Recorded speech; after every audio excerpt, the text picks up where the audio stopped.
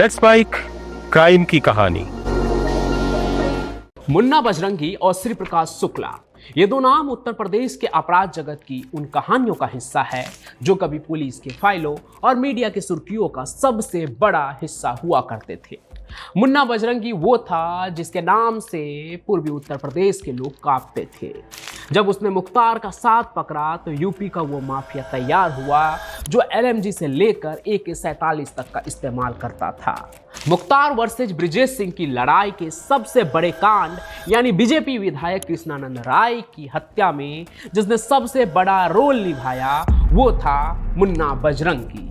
ये वो दौर था जब अपराधियों का खौफ सिर्फ गली मोहल्ले तक ही नहीं बल्कि बड़े बड़े राजनेताओं और व्यापारियों के दिलों तक पहुंचता था। और इसी का एक सबसे बड़ा उदाहरण था श्री प्रकाश शुक्ला, जिसने अपने ही राज्य यानी उत्तर प्रदेश के मुख्यमंत्री को मारने की सुपारी ले ली थी। श्री प्रकाश शुक्ला यानी वो नाम जो यूपी ही नहीं देश के किसी भी इलाके में जाकर किसी की भी हत्या करने से नहीं हिचकता था। पूर्वी उत्तर प्रदेश के इन दोनों बाहुबलियों की कहानी आपस में भले ही अलग हो, लेकिन उनमें एक अजीब सी यूनिकनेस थी जो उन्हें बाकी किसी भी अपराधी से अलग करता था। आपराधिक दुनिया में उनका तेजी के साथ उभरना, उनकी क्रूरता और फिर उनका खौफनाक अंत, ये अपने आप में एक ऐसी कहानी बयां करती है जिसे सुनकर आप सन्न रह जाएंगे। लेकिन इन दोनों में से बड़ा कौन था जिसका खौफ या रुतबा अधिक बड़ा था? तो आइए आज आपको वर्सेज वाली सीरीज की कहानी में बताते हैं मुन्ना बजरंगी वर्सेस श्री प्रकाश शुक्ला की पूरी कहानी शुरू से लेकर अंत तक।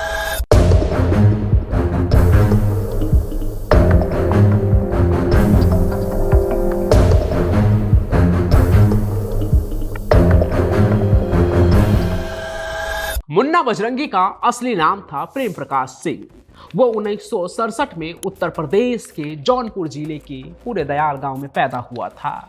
एक साधारण किसान परिवार में जन्म लेने वाला मुन्ना बचपन से ही पढ़ाई में कमजोर था।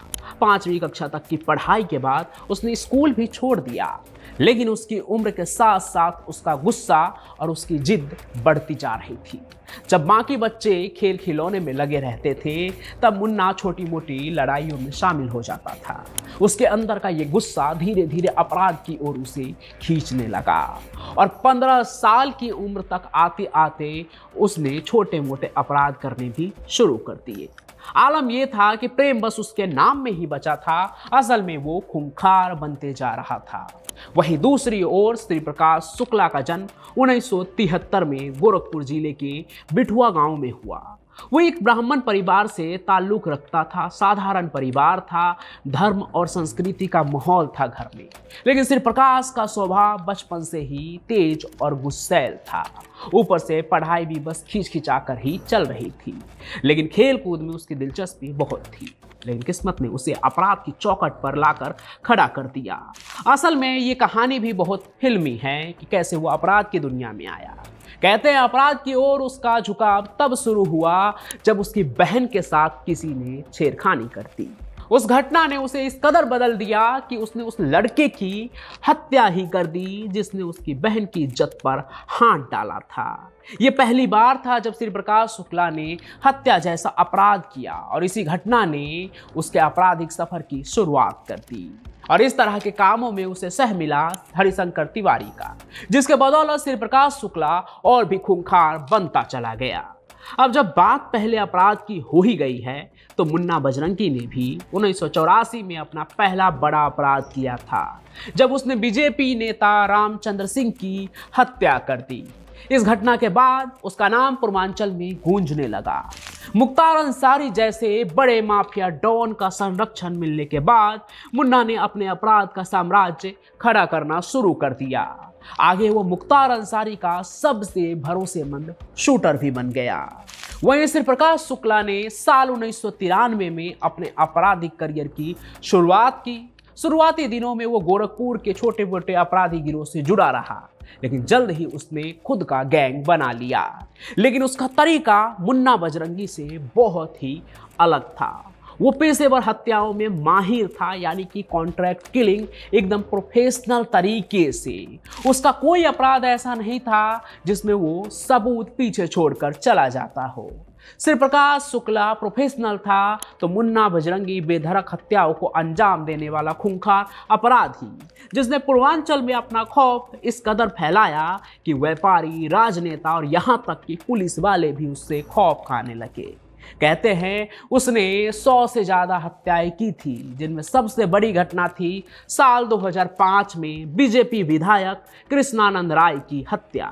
इस घटना में मुन्ना और उसके साथियों ने कृष्णानंद राय के काफिले पर सैकड़ों राउंड गोलियां चलाई, जिससे राय समेत 7 लोगों की मौके पर ही मौत हो गई। ये हत्या इतनी क्रूर थी कि पूरे प्रदेश में सनसनी फैल गई। मुन्ना के आतंक का आलम यह था कि व्यापारी उसे करोड़ों रुपए की रंगदारी देने को मजबूर थे। दूसरी ओर श्री प्रकाश शुक्ला का आतंक सिर्फ उत्तर प्रदेश तक सीमित नहीं था, उसने बिहार, दिल्ली और हरियाणा तक अपना नेटवर्क फैला लिया था। उसके बारे में कहते हैं कि उसने 30 से ज्यादा हत्याएं की थी, वो भी पूरे प्लानिंग के साथ। हत्या के बाद ना तो वो सबूत छोड़ता था और ना ही किसी के हाथ आता था। श्री प्रकाश की सबसे बड़ी और विवादास्पद घटना 1998 में बिहार के मंत्री बृज बिहारी प्रसाद की हत्या थी। लेकिन वो यही नहीं रुका। आप जरा सोच कर देखिए कि मुन्ना बजरंगी ने विधायक को मारा, फिर शांत हो गया, लेकिन श्री प्रकाश ऐसा था कि बिहार के मंत्री को मारने के बाद सीधे अपने ही राज्य यूपी के तत्कालीन मुख्यमंत्री कल्याण सिंह की हत्या की सुपारी ले ली, जिसके लिए आज से करीब 2 दशक पहले ही उसने करोड़ों रुपए की सुपारी ली थी और यही उसकी आखिरी गलती साबित हुई। लेकिन इससे पहले कि यूपी के इन दोनों खूंखार अपराधी के अंत के कहानी पर हम आए, आप जरा ये देखिए कि ये परिवार के बारे में क्या सोचते थे और इनके वजह से इनका परिवार कैसे बदला। मुन्ना बजरंगी की शादी सीमा सिंह से हुई थी, जो बाद में राजनीति में सक्रिय हो गई। उनकी पत्नी ने हमेशा अपने पति को निर्दोष साबित करने की कोशिश की कि उन्होंने कुछ नहीं किया है। वहीं श्री प्रकाश शुक्ला ने अपने अपराधी जीवन के वजह से कभी शादी ही नहीं की। उसका परिवार उससे अलग हो गया था, लेकिन श्री प्रकाश ने कभी इसकी परवाह नहीं की। असल में कहते हैं कि उसे अपने अय्यासी के सिवा कुछ और दिखता ही नहीं था। एक किताब है राजेश पांडे की वर्चस्व, इसे आप पढ़ेंगे तो आपको पता चलेगा असल मायने में कैसा था ये श्री प्रकाश शुक्ला। बाकी अब आते हैं इन दोनों अपराधी के अंत की कहानी पर। जिस अपराधी ने ना जाने कितनों लोगों की जान ली, आखिर उसका हश्र क्या हुआ, आज उनकी हालत क्या है। तो देखिए, श्री प्रकाश शुक्ला ऐसा अपराधी था जो कभी पुलिस के हाथ नहीं आया। वहीं मुन्ना बजरंगी की आधी जिंदगी जेल में बीती और अंत भी बेहद खौफनाक था। 9 जुलाई 2018 को उसे बागपत जेल में गोली मार दी गई, एकदम सुबह सुबह। हालांकि उसे गोली मारने वाला भी एक दूसरा गैंगस्टर ही था, जिसे डर था कि मुन्ना बजरंगी बागपत की जेल में उसे मारने आया है और उसने मुन्ना बजरंगी को ही खत्म कर दिया। वहीं श्री प्रकाश शुक्ला कभी पुलिस के गिरफ्त में तो नहीं आया, लेकिन उसका अंत पुलिस के हाथों ही हुआ।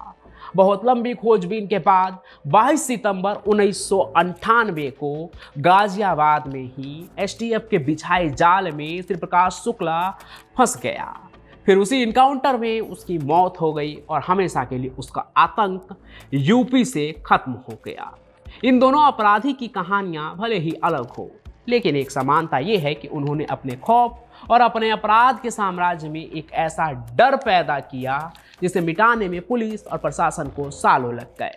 दोनों के अंत ने यह साबित कर दिया कि अपराध का रास्ता चाहे कितना भी ताकतवर क्यों न लगे, लेकिन उसका अंत हमेशा विनाशकारी ही होता है। मुन्ना और श्री प्रकाश दोनों ने अपराध के जरिए नाम और दौलत कमाई, लेकिन उनकी जिंदगी का अंत सिर्फ एक कहानी बनकर ही रह गई।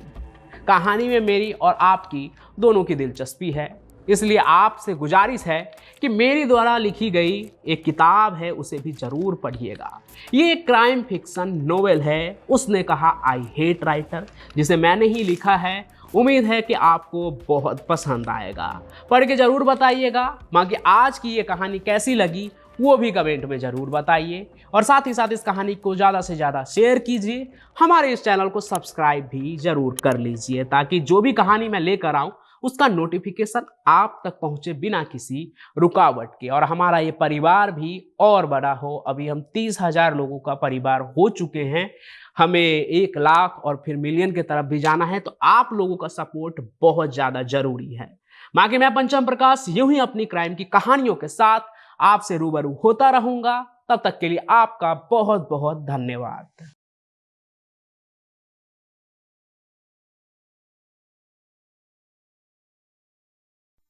आप सुन रहे थे let's mic more than radio. Follow कीजिए हमें हमारे सोशल मीडिया प्लेटफॉर्म्स पर। It's time for news. It's time for more than radio. Presenting the first radio news app, Let's Mic. Let's Mic, a news-based app on your phone where you get to watch and listen news, talk shows, interviews, radio show podcasts.